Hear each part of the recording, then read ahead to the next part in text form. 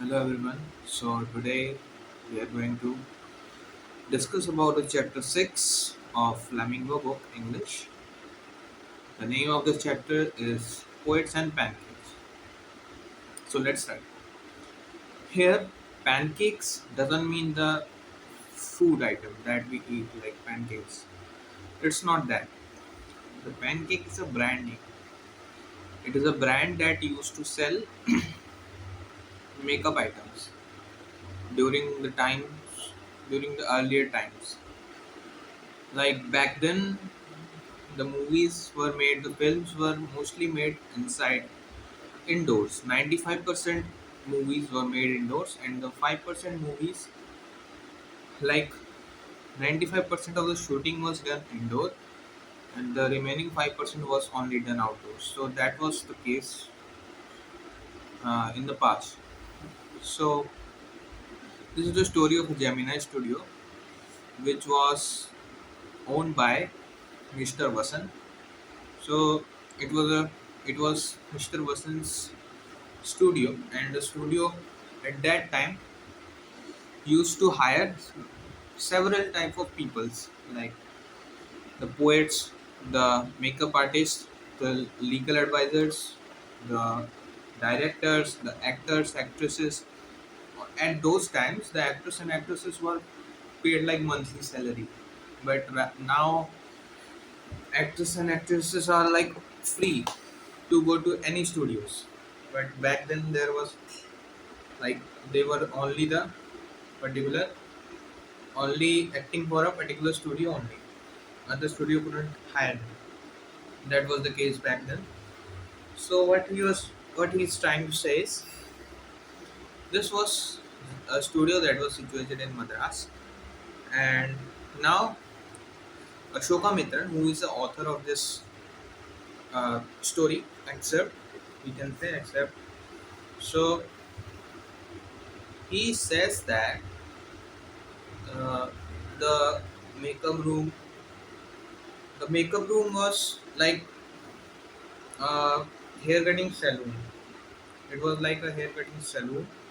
It has half dozen of mirrors all the on the walls around. It has incandescent lights flashing on the face of actors and actresses who are going undergoing makeup. At those times, air conditioners were not there, so the heat was so extreme that was coming out of the incandescent lights, and for 2 or 3 hours they were just suffering by it.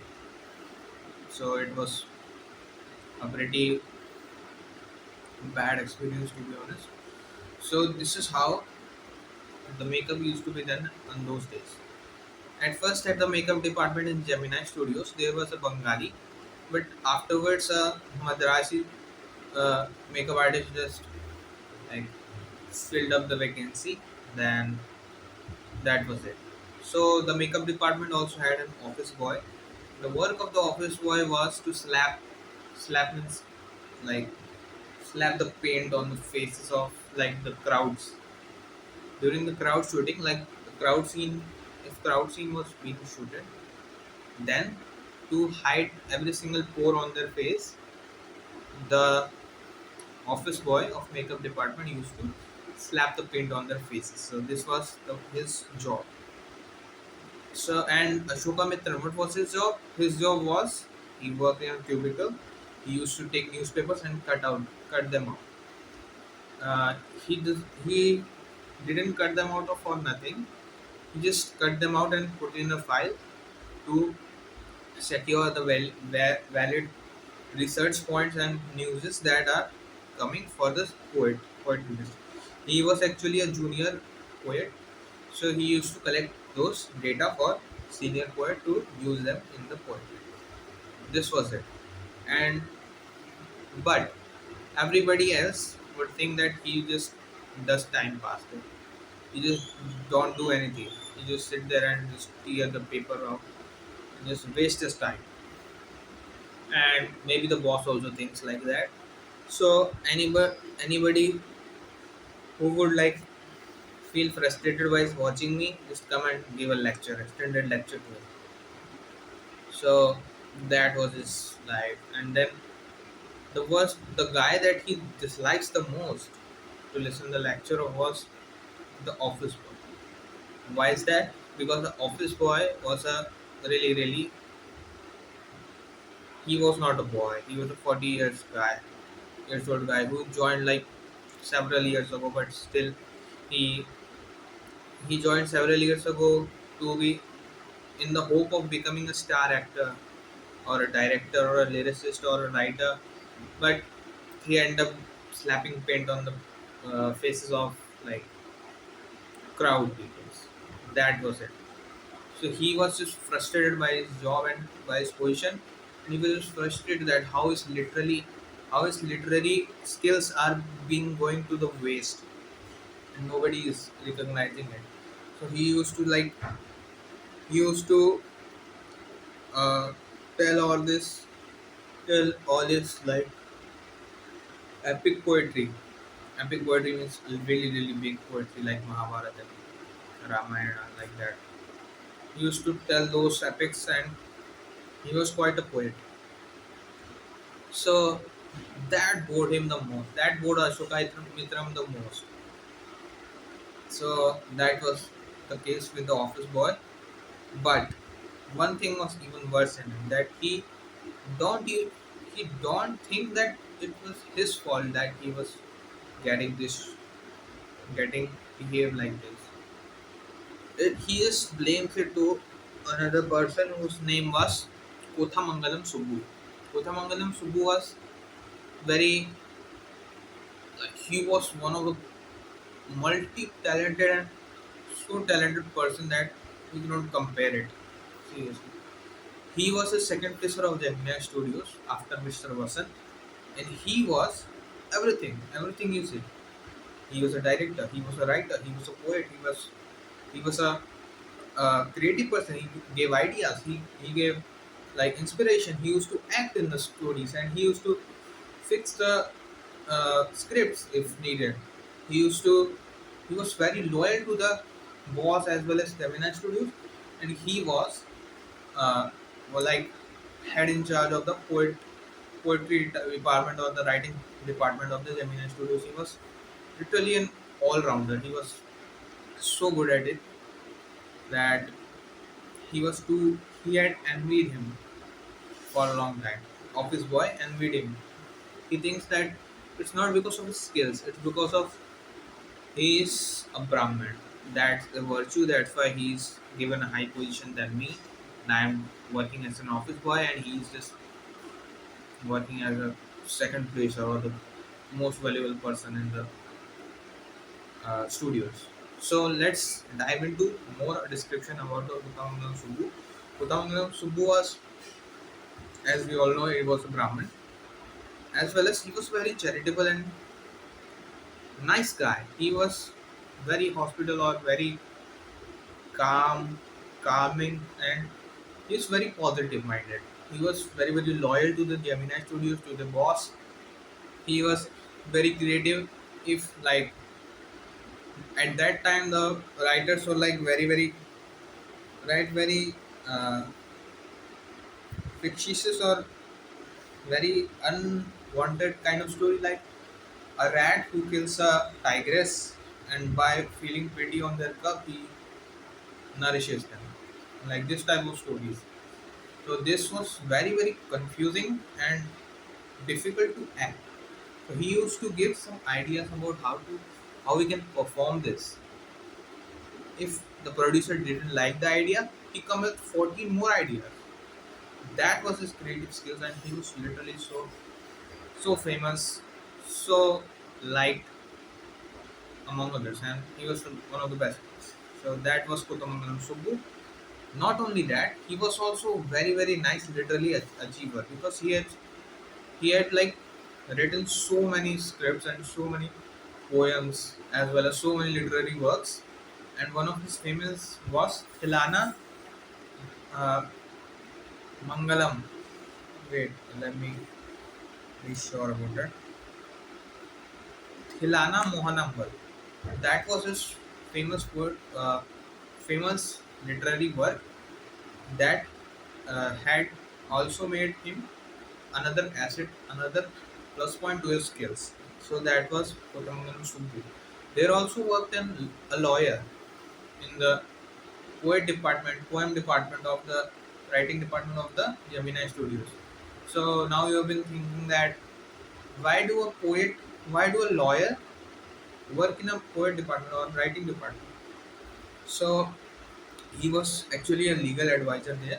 He used to advise that how can we copyright this? How can we like put a stamp on it? How what contents are already copied and how what are the legal advices? But more than that, he just used to mess with everybody.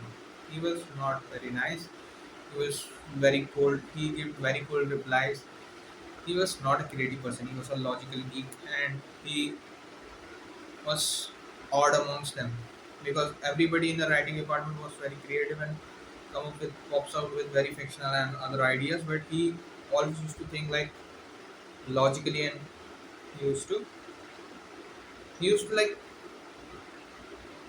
he was like an odd in amongst the writers. But what is the worst is one time an actress was getting very angry about the producer for not letting her act or not for wasting her time on this and that. It was a valid reason. It was a valid reason for her to be angry upon him. But what the lawyer did was so horrible that she she couldn't even bear it. What he did was he just switched on the recording. He just recorded the whole scene and just he said 1 minute, miss. And then he replayed it in the full volume in front of everybody. This was so embarrassing to her that she left, and she was a very good actress. So he had ruined the career of the very good and kind actress that would have been so uh, achieving in the future or so nice. That would be so better. But he just ruined it. So, but as we say, everything comes with a cost. Due to his this reason, in future he also lost his job. Why is that? Because when Mr. Vasan had disbanded the writing department, then his job was also taken from him. And this was the first time that a lawyer had lost a job when a writing department has been closed. So that was a funny part as well. So now this was about the Gemini Studios that we are discussing. Now there is another part of the chapter which shows about communism and how the people used to think about communism. So at that time, everybody used to worship Gandhiji. They used to wear khadi clothes and they used to wear like khadi clothes and they used to worship Gandhi and Gandhi's principles. That was there. And but the lawyer was the one who used to wear mail coat. Mail coat is a coat that is worn by people in the military. So he used to wear that. So that was uh, one another thing. Now, what we are going to discuss is about communism.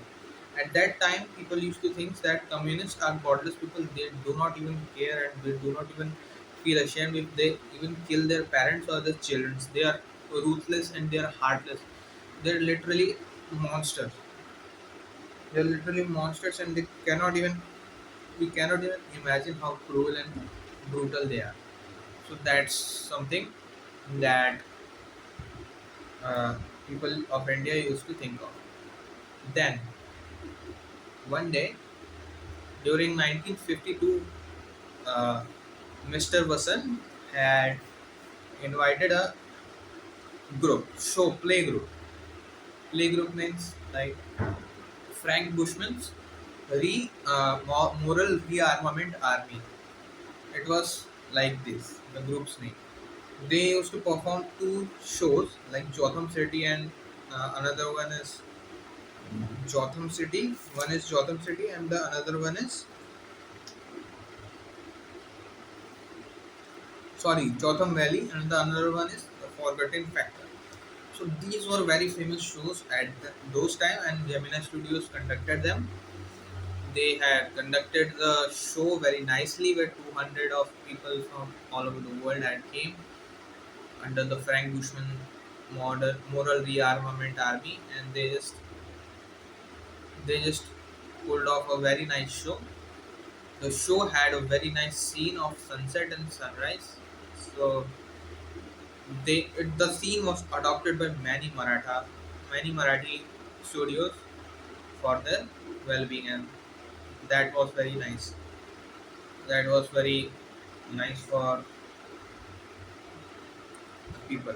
Yeah. So this was the thing that this moral rearmament army had done. But after the play was over, the bosses of the Gemini studio realized that the message that they want to convey was of the communism, was with the communism on the support of it. So they just regret why they indirectly just supported the communism in India. That was one case. After a few months, Vasant sir had invited the invited a famous English poet. The poet's name was Stephen Spender, and he was invited there. Nobody had heard of him. He was very. He was an editor of a of a weekly magazine in Britain, UK, and that was it. So he came there.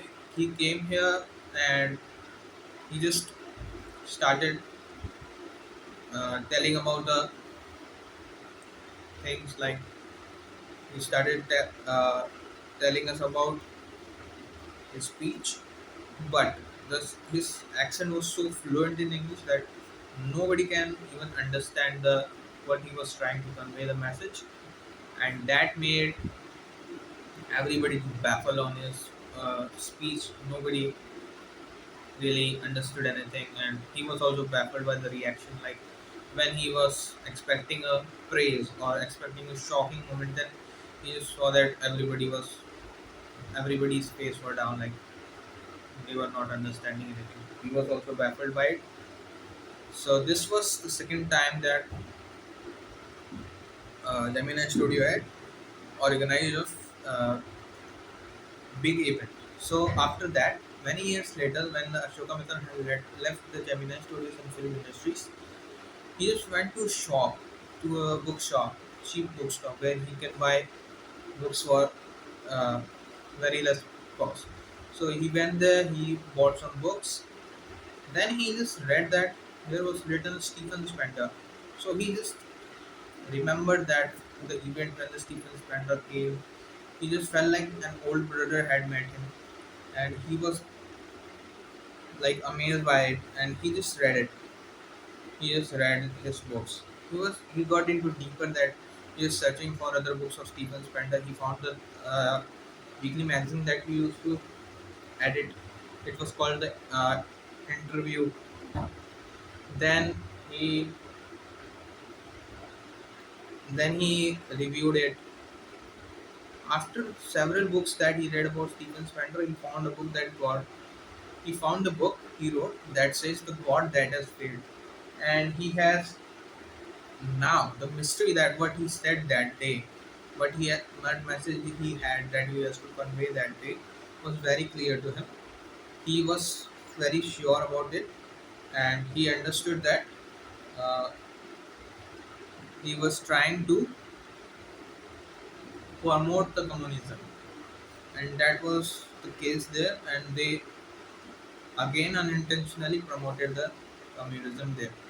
So he just thought that even though the boss doesn't have anything to do with this Stephen Spender's poetry, but he has to do with is the God has failed, that has failed, which was a book that was written on the communism, that they had gotten a bad perspective or bad vision about it, that was failed. So the God that was referred there was communism, and that has failed means like the communism that was expected in books and movies was failed. as it was implemented in the real life, and that was the story of the poets and pancakes. So this was a story, poets and pancakes. I hope you all understand it, and this is a very tricky kind of story. So it has several kinds of mm, references. So that's it for today. Thank you very much. Thank you for watching. We will meet in the next video with the next chapter. Bye.